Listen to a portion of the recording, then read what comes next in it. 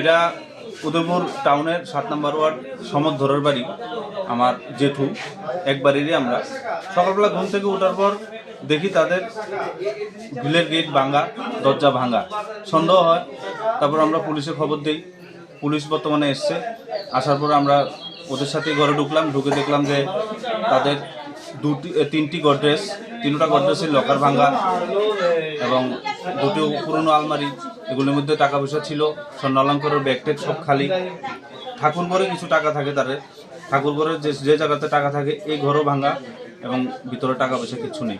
এবং পুরোটা ঘর, দুটো রুম সম্পূর্ণ উলট পালট করে তারা সমস্ত কিছু অনেকটা সময় নিয়ে চুরিটা করেছে। সম্ভবত রাত 12টা-1টার দিকে হতে পারে, গভীর রাতে। কেউ নেই বাড়িতে, তারা থাকে না? কারণ আমরা তারা বাড়িতে থাকে, কিন্তু আগরতলাতে তারা আজকে সপ্তাহখানিক হবে বেড়াতে গেছে। বাড়ির মালিকের নাম কি? সমর্থন। কি নিছে? এখন তো তারা তো বাড়িতে নাই।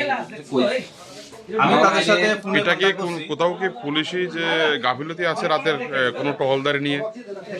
না, এরকম কোনো গাফিলতি নেই। আমাদের এখানে চুরি হয়ই না। আচ্ছা। বিগত 20-21 বছর আগে একবার চুরি হয়েছিল। 20 বছর ধরে আর রবীন্দ্রপল্লীতে চুরির কোনো ঘটনা ঘটেনি। আজকে আমাদের এলাকাতে শুনলাম 3টি বাড়িতে হয়েছে, আমার বাড়িতে একটা, আর বাকি আরো এলাকাতে আরো 2টো বাড়িতে। তো ভাবার বিষয় যেটা, এটা যাদের বাড়িতে লোক নেই, লোক থাকে না, খুব কম সংখ্যক লোক থাকে, তারা বেড়াতে যায়, ওই বাড়িগুলিতেই কালকে চুরি হয়েছে, অ্যাটাক হয়েছে।